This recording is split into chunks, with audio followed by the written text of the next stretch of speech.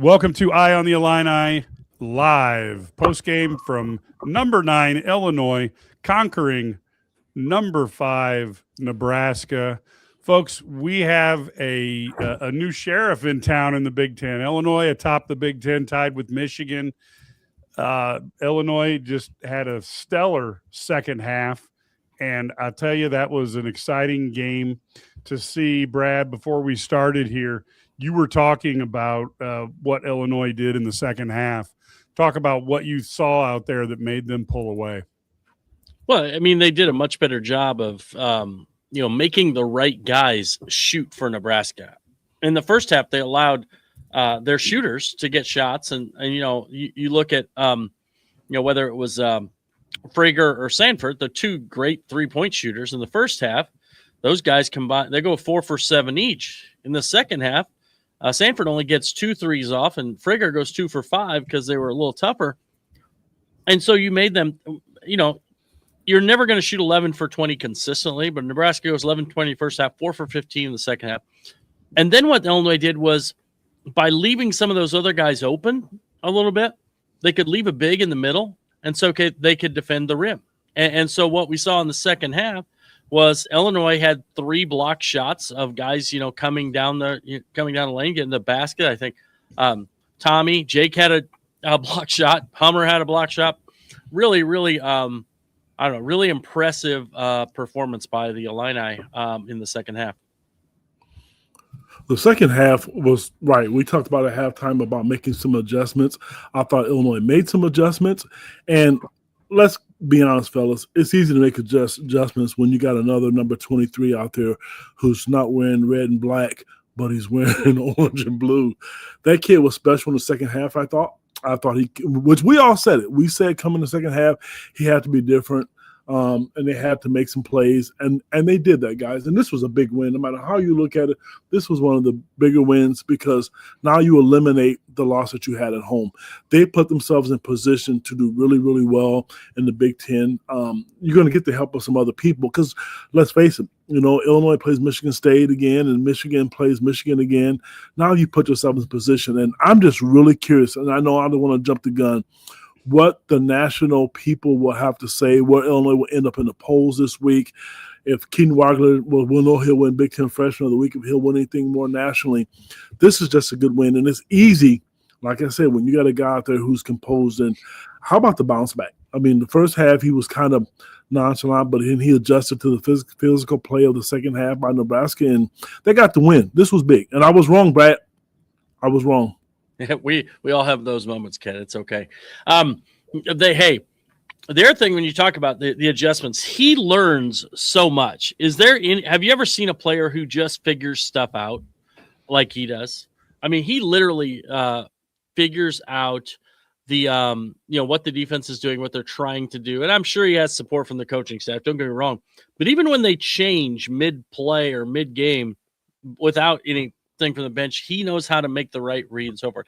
The other thing Illinois did, rather than attack where the traps were, they did a much better job of getting the ball to the nail, and they get the ball into the nail in the center of the lane, and then you're basically playing 3-on-2 at that point because of the way they're defending you, and you've got a guy there. And to have guys who can pass like Merck and Tommy. By the way, how about the tip pass from Tomislav Ivasic? That was amazing. That was one of the great plays. I mean, that should be on every highlight reel. It's fantastic. But when you have bigs that can pass like that, it's really effective. And I got to give a shout-out because he didn't have a very good game. Andrei Stojakovic had 4 assists. Do you realize what that is? That's a career high. That ties his career high for assists in a game, and it is his season high. We always talk about he doesn't pass. Today, he finally figured out that he's going to score off of cuts against Nebraska, and he's got to give the ball up when he dribbles. So, kudos to him, and he did a great job on Sanford in the second half. They all did. Well, Brad, you won't know with us at halftime, but Mike did make a comment that he did have 3 assists at halftime, and because I was critical of his offense, I was saying that they need him to step up, and he did. He made free throws, hit a nice cut, he had a nice end one. So, but the 3 assists, he had 3 in the first half, which was huge. This was a good team overall effort. They stepped up the second half, and I tell you what. We have to give Cam Crocker some credit on defense. This team looks totally different, you guys. Yeah, it also proves the importance of practice. And I know people like to laugh about practice. We talking about practice, man. But the bottom line is you wonder how good this team would be, as good as they are right now. How good would this team be if Tomislav hadn't gotten, tweaked the knee and had tonsillectomy, and Petro had been here earlier and hadn't got a hamstring? You can see that the coaching and the connectedness of the team is so much better. Let's talk a little bit about the stats, just so we can kind of let people know, for those who are who were maybe in the car or something like that. But Illinois had quite a game here. If you take a look, Merkovich, 10 points on 4 for 10 shooting, 8 rebounds, 1 assist, and at least 1 foul that drove Coach Underwood mad, maybe more. Stojakovic with 8 points, 2 for 7 from the field, but 4 for 4 from the free throw line, 2 rebounds and 4 assists. Tomislav with 12 points, 8 boards, 3 assists, including the incredible tip assist. Jake Davis, 13 points, 3 rebounds. Wagler, who had 5 at the half, and we all thought that, hey, we know he's going to come back, ends up with 28 points, 5 rebounds, 5 assists. Humrickhouse, unfortunately, was 0 for 6 with 3 boards and an assist. Really nice block, though. I thought he played good defensively. That's really his thing right now. Yep. And Big Z, 7 points with 7 boards and 1 assist.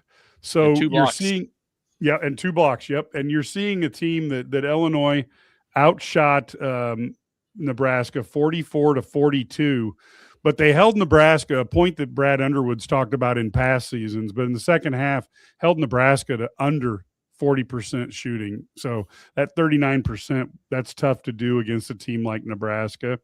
Illinois ends up 30% from the 3. Nebraska ends up 43%. Illinois 81 from the free throw line, 80 for Nebraska. Nebraska's in the same area Illinois used to be in, where if they don't get into the lane, they don't shoot free throws. They did not shoot very many today because they were shooting from outside. The team's tied at 8 turnovers. Points off the turnover was 11-9 for Nebraska. Illinois held a 13 rebound advantage, 40-27, and had an 11-6 advantage on offensive boards, 10-8 on second chance points. Bench points, Nebraska won that battle 24-7. Points in the paint, Illinois 28-18. Fast break points, 8-3 for Nebraska. Blocks, 6 for the Illini when they're playing with what Brad calls the biggest lineup in the history of the Illinois program. 2 for Nebraska. 3 steals compared to 5 for Nebraska. 17 assists for Nebraska. 15 for Illinois. The game was tied 6 times. The lead change was 9 of them.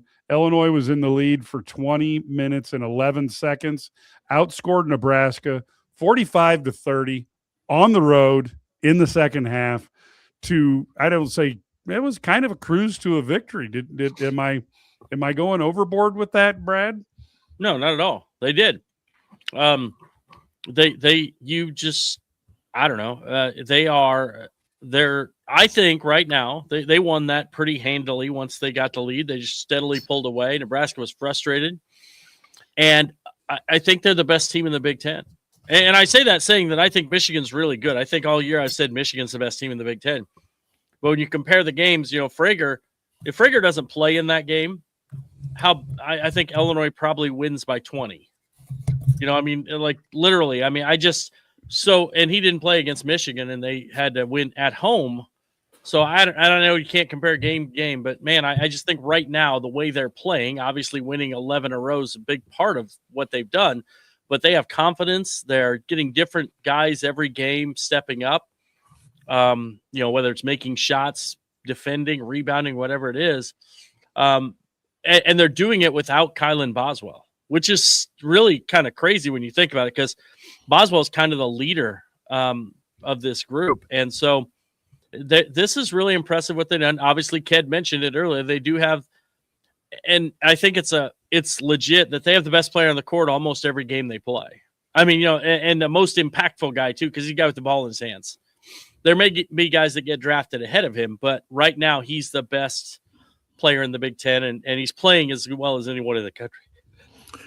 He is, and he's Brad. Well said, my friend. He's playing as good as anybody in the conference. The thing with him, we can all talk about the baby face, the poker face.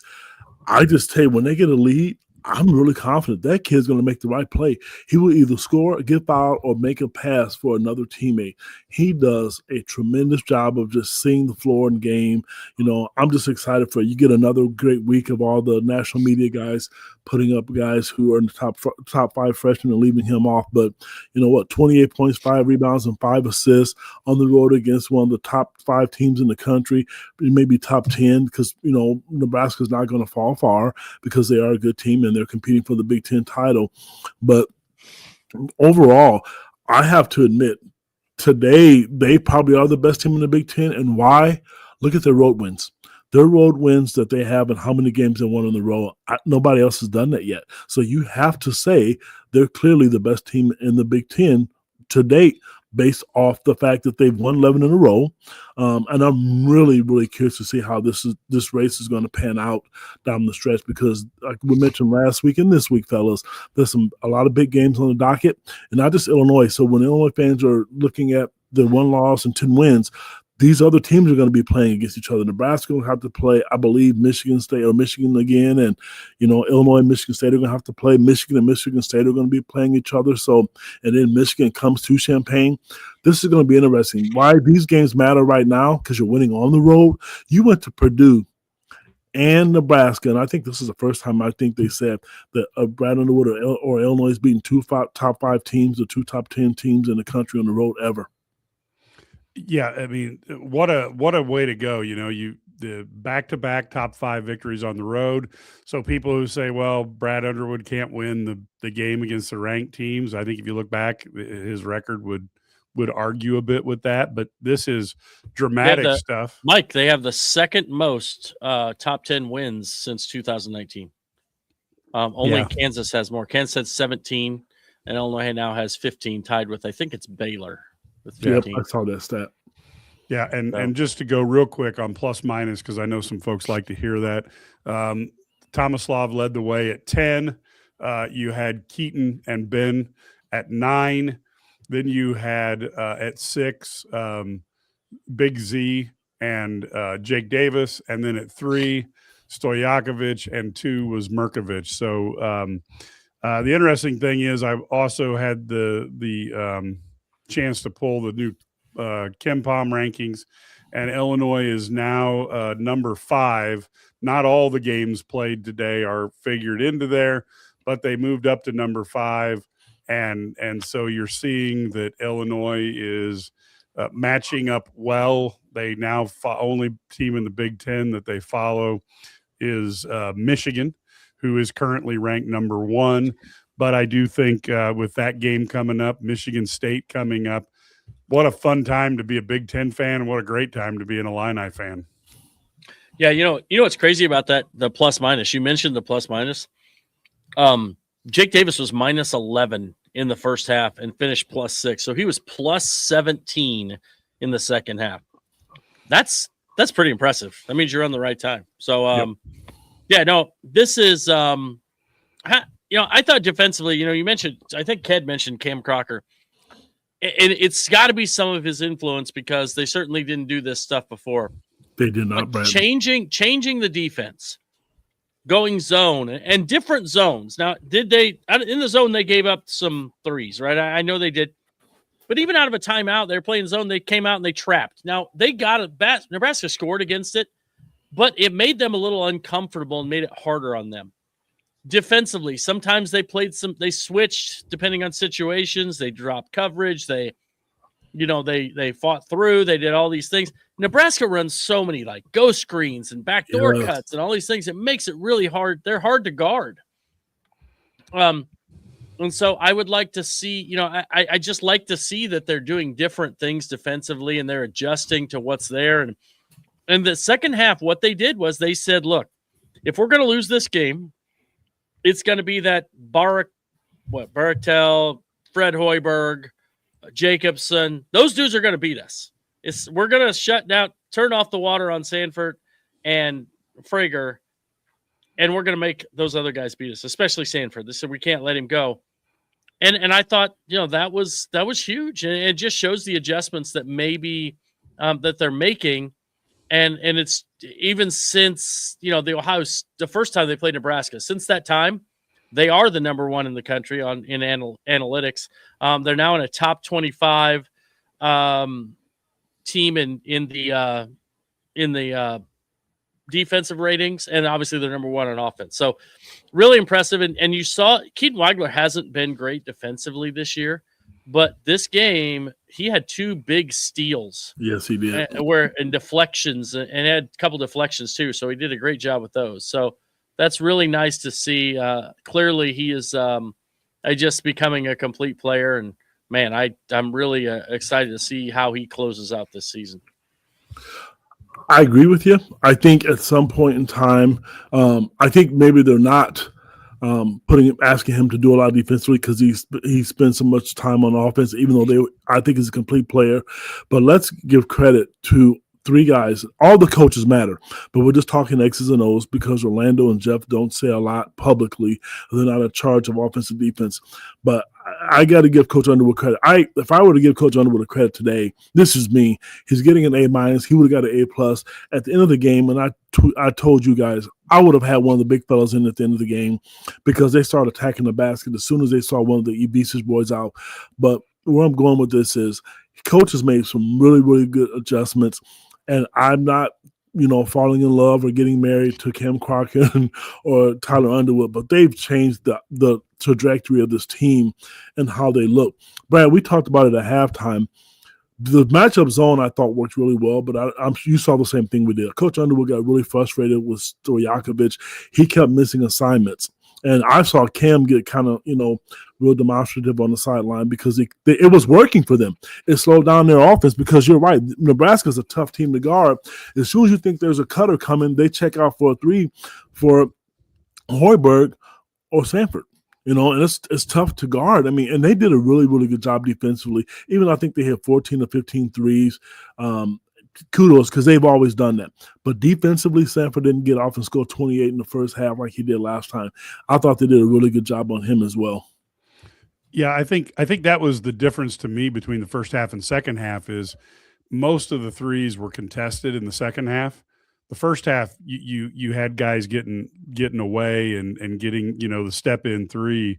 And I think that was tough. We're hearing here from Fedigator that Wagler is the first D1 player in 20 years to have multiple 25-point games versus AP top 5 teams. So that's impressive. I'm going to assume he's giving us good information. So we're going to trust him on that. And I think as we look at Wagler, I can't help but think he hasn't went through that total transformation yet from, having Fletch. How good can he be? I mean, seriously, how good is he going to be when he starts looking like a man, like Io looks like Terrence Shannon looks like? Holy cow. I mean, when you can think he can probably, improve his strength and quickness quite a bit. Sky's the limit for him, Brad. Do you want us to answer it, or do you want ESPN or CBS to answer it? Because Brad and I are going to give you a different answer than you're going to get from them. Well, ESPN is going to go and show the SEC game. So I'm sorry. They won't even talk about it. So you can do it, kid. No, Bradley, I'm deferring to you, my friend. No, I think he could be amazing. I mean, he's already amazing, right? But the only thing he lacks right now is guys look at him and say, I'm going to bully him. I'm going to body him and hope they don't call fouls. Well, if he was, 15 pounds heavier, you can't do that. And he becomes virtually unguardable. And it's funny. We say he's unguardable. It's not like he's so athletic that he can't. That's my point. It's amazing. Like, I mean, you don't have to be the greatest athlete in the world to be really, really good at basketball. Obviously, we see the best players in the world being Jokic and Doncic and etc. You can be just really good at basketball. And you know what I like about him now? Early in the season, he wasn't shooting the three. If you recall, he wasn't taking those shots. And now he's comfortable. He's like, whatever. If I'm open, I'm within about 28 feet. If he's open, it's going up. Yeah, you know why, guys? Teammates will make him do it. But you know why? Early on, you had Kylan Boswell and Andre, and they were all making shots. And Z, he was deferring. I mean, he really was. Now they're not. You know who made him not defer? Who's that? Their shots. Kylan Boswell. Boswell. Oh, I'm not surprised. Kylan Boswell was like, hey, give him the ball. This dude's that good. Give him the ball. I mean, no. And I think a lot of people, and people are saying, well, he won't be able to do this he's going to fall apart in March. And I don't know. I don't see that. I just see a kid who's getting better all the time at picking his spots. And,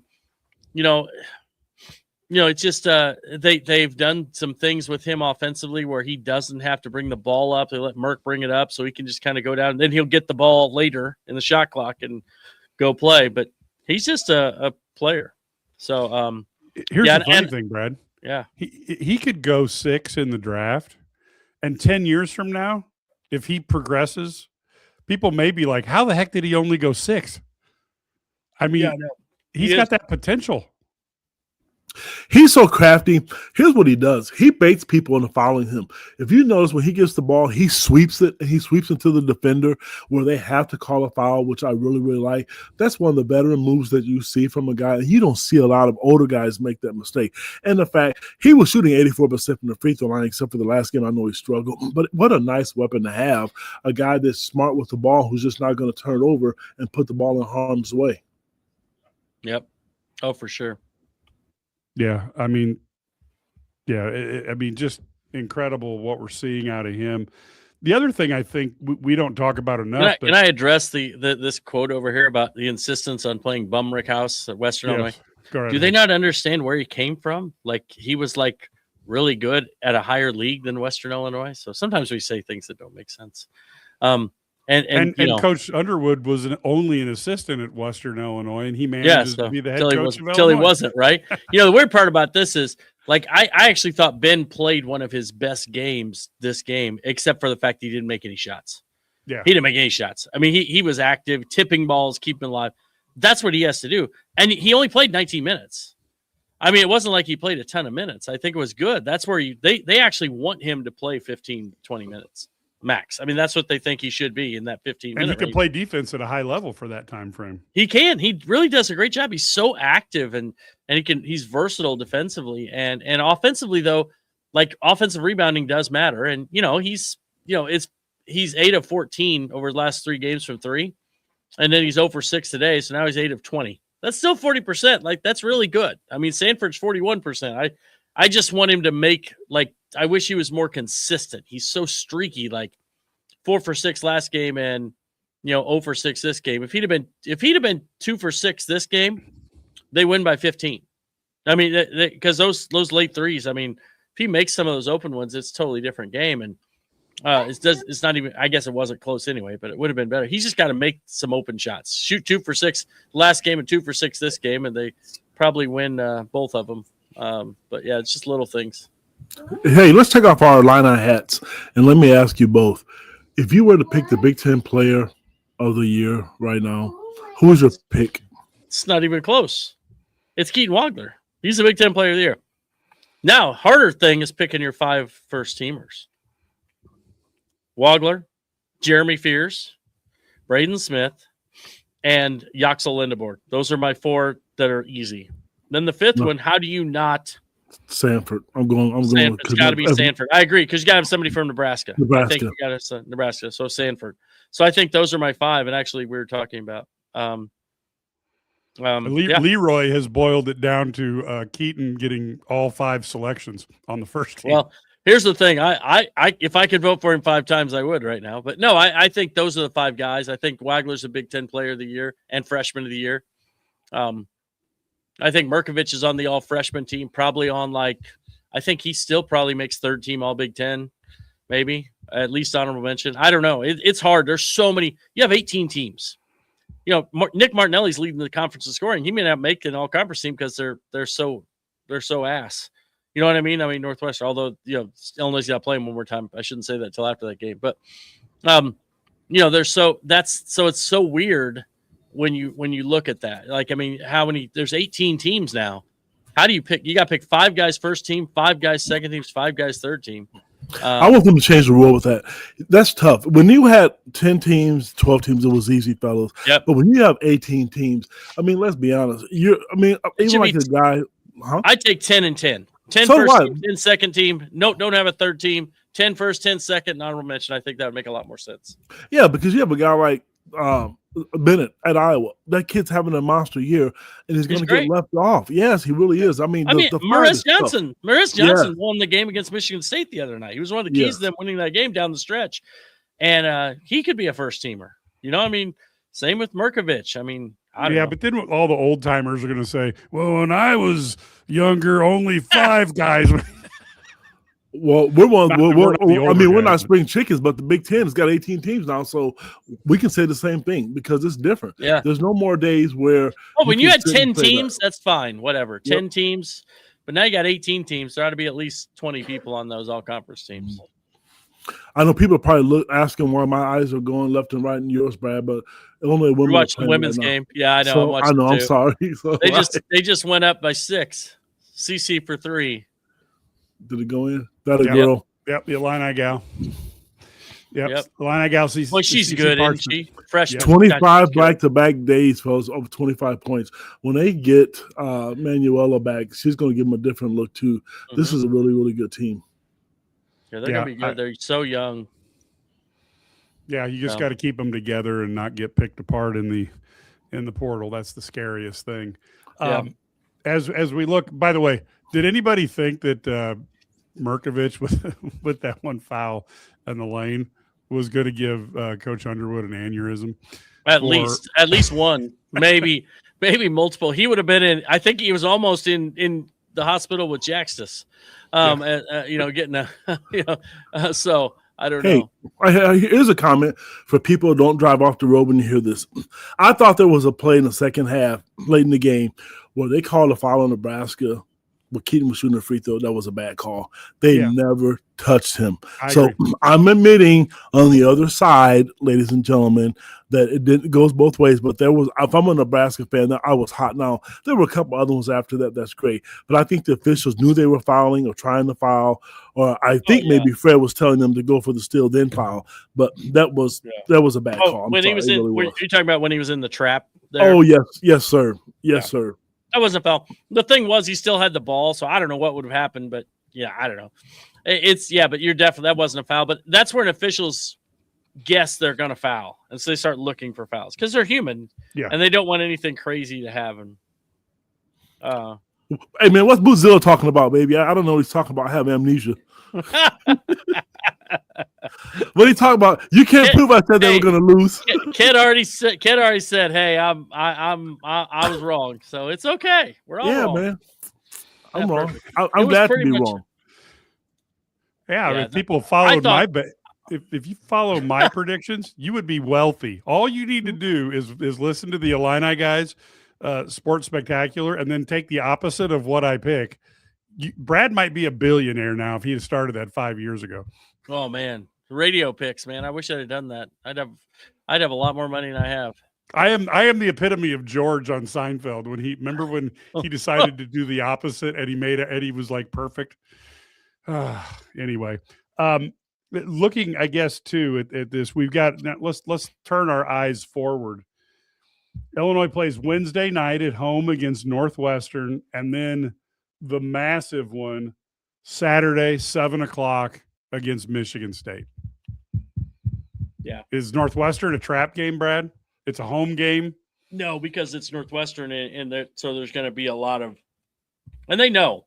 They lost to them last year, and they know what it was like when they played up there. I don't think so. I don't know. I don't think it's a trap game. I think – I'll be honest with you. I went into this the 3 road games at Purdue, at Nebraska, and at Michigan State. And I said, if they win one of those games, That's awesome. Well, now they got 2. So this is house money at Michigan State. I just don't want them to break Wagler's nose or trip somebody because Michigan State, I mean, they're a team of, and here's the thing. It is what it is. I don't know that it's intentional. It's just the way they teach them to be physical and attack people when they go downhill. And he just sends in a big guy. That trip did look bad, man. That trip, looked the really Fierce bad. trip the other day was lucky the guy didn't get Martin didn't get he's hurt. getting away with stuff. He's shoving people in the back. And on that rebound, they won the Rutgers game because he literally shoved a guy in the back and nobody called it. I know, yeah. But yeah, no, I agree. That's my only concern with Michigan State is that they get away with, beating up. Izzo's taught that stuff for 30 years. It is what it is. But Illinois is going to have to overcome is the crying by Izzo. I mean, because they know that. But the stat that we got, I'm looking at it. Keaton Wagler's first Division I player in over the last 20 years to have multiple 25-point games in a row wins against top 5 teams. That's impressive, fellas. It really is. So that is official. Yeah. That no, was... here's my concern right now. You got 3 of the next 4 at home. You got to win those 3 home games. Yeah. Like that's the way I look at it. Before you go on that road trip, you win those 3 home games, and then the Michigan State game is gravy. I mean, I'm not crazy thinking they're going to go 19-1 or something in the Big Ten, and maybe they will. Maybe they'll close like that 03-04 team did, where they go on a run in the Big Ten tournament or Big Ten and win the last 10, whatever, 12 in a row or whatever. Maybe that'll happen. But I think they just you can win 3 home games coming up. The road game's gravy at Michigan State before you go on that road game out there. And then down the stretch, I mean, Maryland's terrible. Oregon's terrible. And then they got the Michigan game. I mean, they have a great chance to go 17-3 in the Big Ten, 16-4. And you said 17 wins was going to do. I mean, you called that. I remember you saying that because you thought if they got 17 wins that it was definitely possible. Yeah, if they get 17 wins, I think they're going to be at least in a share for the Big Ten title. And you're getting a 1 seed because you're in the best conference in college basketball, and you got 5 teams out of the top 12 or 13 or whatever it is going to be next week, and you win it, you're getting 1 seed, and you get a 1 seed now they're locked in to St. Louis, potentially. I guess Michigan could be there over them, but probably getting St. Louis and Chicago heading to Indy maybe. How about that? I like to see them get a 1 seed. I'm really curious if they can get a 1 seed. They're a 2 right now. I think Illinois is a 2 seed right now. Without a doubt. I agree now, with you. I mean, right now, a lot of people have Michigan as a 1 seed. I wonder if they'll overtake Michigan and get that. Beat them head to head. You beat Michigan and Michigan State, and you've beaten all those teams head to head in the only time you played them.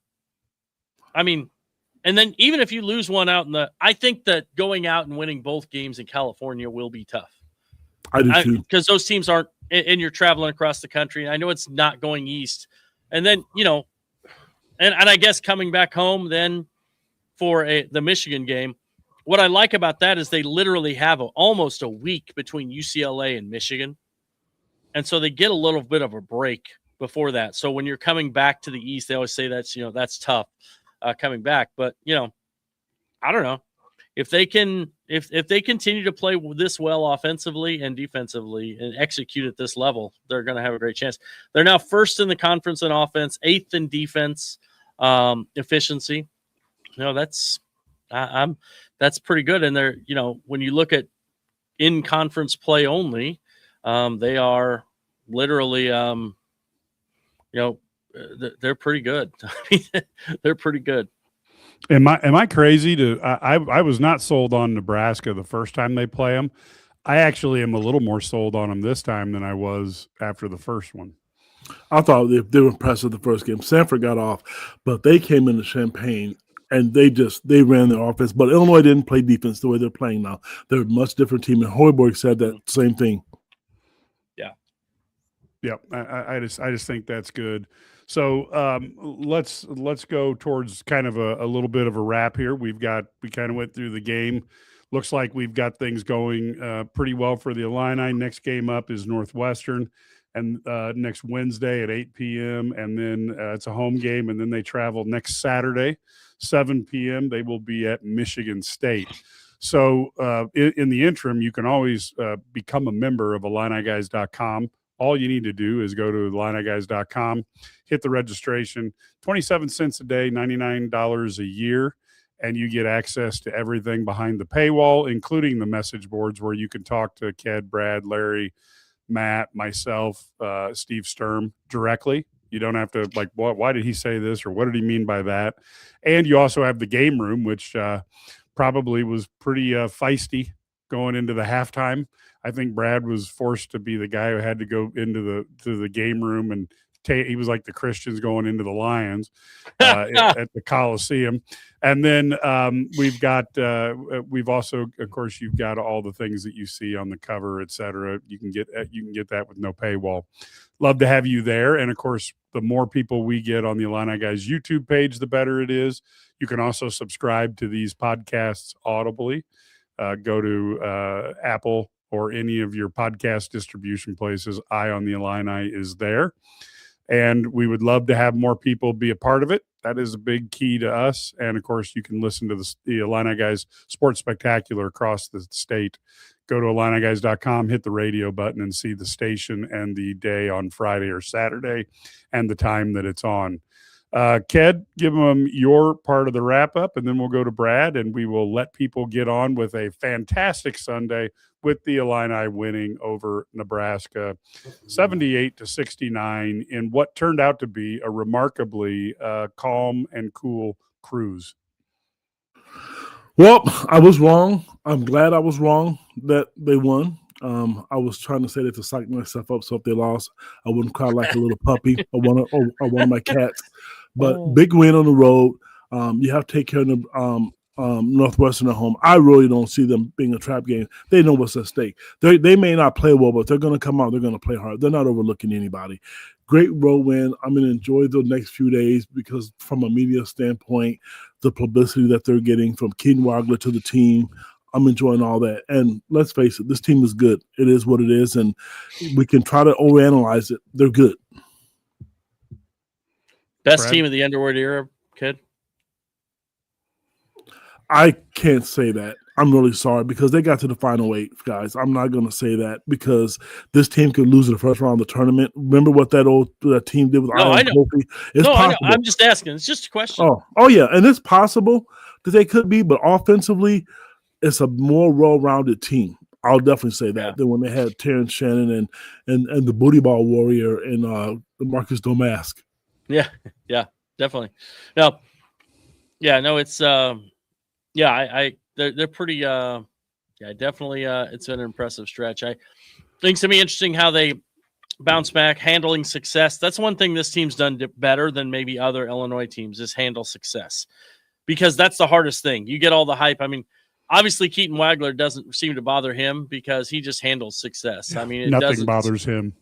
Right. I mean, it's just insane. He scores 46. He comes back, ho hum, I'll just do this. Oh, ho hum, I'll just do that. I mean, just whatever. He just does what he does. But so I gotta say that, they've handled it well. They just got to continue showing up day in, day out and win the games that are in front of them. So I think it's going to be very, like you say, it's going to be very interesting to see how this season plays out. The other thing, I'm going to throw a little tidbit out here. Okay. I'll give you an idea. I'm not going to go too in detail, but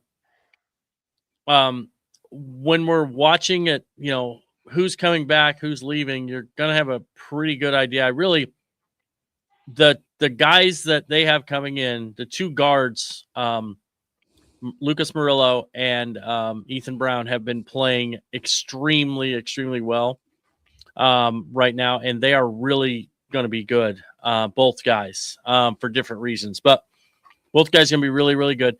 Watch the college coaching carousel, because every player, every coach that gets fired means that every player on that roster is fair game to leave. And all of their recruits who've signed their letter of intent is available to leave. So watch that coaching carousel to see, and there will be options that will pop up coming up after those coaches get fired. And Illinois is going to be right in the mix with some of these guys. And so it's, yeah. So, Brad, that leads me to one question. Mm-hmm.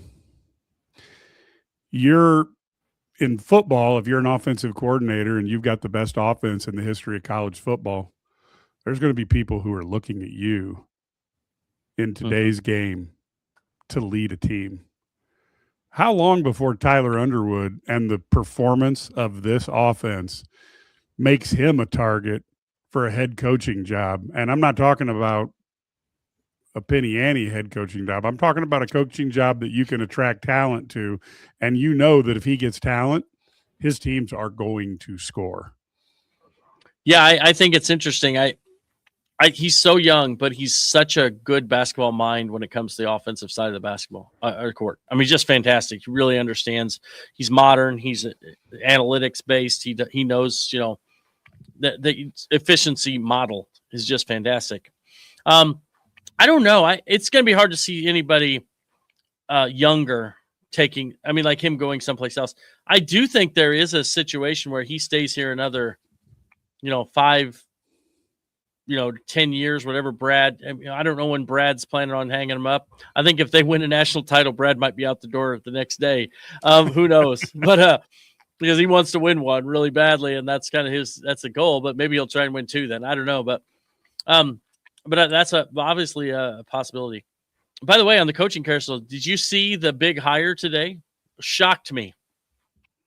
Anybody see the hire today? I did not. University of UMKC hired Mark Turgeon. Wow. So Mark Turgeon, who was at Maryland, he's been at Wichita State. I mean, just all over, right? Turgeon's, and he's a great basketball coach. They got it. UMKC is like basically a D2 program playing D1, basically. And they don't have much NIL, don't have stuff, but yeah, they've to hire Mark Turgeon. That's really wild. That's gonna give them some legitimacy, and you might see them get a few more things. So yeah, I don't know. So there's my tidbit. Just keep an eye on those things. Yeah, that's kind of a big one because you're talking about what an advantage for the kids playing there to get that type of coaching. That is going to be huge. So folks, we will be back. Like I said, we will be back, of course, Wednesday night. We also may have a pod coming up on the Aaron Henry situation. Give us some time to take a look at that, but we may indulge ourselves and do a little bit of rumor mongering and talk about who we're hearing and things like that. It comes down to what information we have and what time we have, et cetera. But we certainly will bring up the information we have on Wednesday night. Of course, if you wanted it right away, that would be subscribe to IlliniGuys.com. And then that's where everything goes onto our message boards first. And so people there are never surprised by anything we say here other than maybe the quality of my picks. And that's not even surprising anymore either. So we will be really, really looking forward to things. I don't think anything happens to Orlando. I think Orlando's good. So we don't have to worry about that. We will see what names appear to replace Aaron Henry. But we certainly wish him all the luck in the world with Notre Dame. We never want Notre Dame to win, but we do want Aaron Henry to do well. So as long as Notre Dame's DBs play well and they lose, I'm a happy guy. So until next time, folks, go Illini.